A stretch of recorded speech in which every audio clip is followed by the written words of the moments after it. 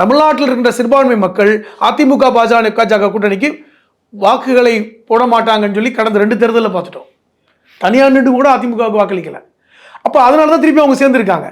ஆனால் இந்த 17 விழுக்காடு மக்களும் அப்படியே ஒரு 15 விழுக்காடு திமுக கூட்டணிக்கு போயிடுச்சுன்னா திமுக கூட்டணி வெற்றியை தடுக்க முடியாது. திமுக கூட்டணி வெற்றியை தடுக்க வேண்டும் என்றால் ஜோசப் விஜய் களத்துக்கு வர வேண்டும். வர வேண்டும் யாரோ திட்டமிடுற மாதிரி நீங்க திட்டமிட்டு சொல்றேன். அதான் மீண்டும் சொல்றேன். உங்களுடைய கருத்து இல்ல எல்லாமே பெர்செப்ஷன் தாங்க. எல்லாமே பெர்செப்ஷன். நீங்க ஒரு ஒரு ஒரு அரசியல் விமர்சனம் அவரு ஒரு தனித்துவமாக தனிப்பட்ட கட்சி ஆரம்பிச்சிருக்கிறாரு. சரி சரி, அப்படி ஆரம்பிச்சவரை விமர்சிக்கவே கூடாது. எங்களுடைய பார்வையில நாங்க சந்தேகப்படுறோம்.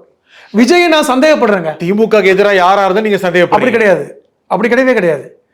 நான் ஏன் விமர்சிக்கிறேன், ஏன் சந்தேகப்படுறேன்னா, அவர் இங்கு சிறுபான்மை மக்கள் வாக்குகளை பிரிப்பதற்காக வந்திருக்கிறார் என்று நான் அதை சந்தேகப்படுறேன். திமுகவுக்கு போகின்ற சிறுபான்மை வாக்குகளை யாருமே பிரிக்கூடாதா? பிரிக்க கூடாதுன்னு சொல்லுங்க. பிரிங்க, அதை பிரிக்க முயற்சி பண்ணுங்க. பிரிச்சா நான் அதான் சொல்றேன். உங்க பாணியில தான் சொல்றேன். அவர் பிரிக்க வருகிறார், பிரிக்கட்டும். ஆனால் அவர் அதுக்காக தான் வந்திருக்காருன்னு சொல்றேன். நீங்க பிரிக்க வந்தாலே பிஜேபி பின்புலன்னு சொல்றீங்க. நான் பிரிக்க வரக்கூடாதுன்னு சொல்லல. ஆனால் அவர் ஏன் பிரிக்க வருகிறார் என்கிற பார்வையில பார்க்கிறேன்.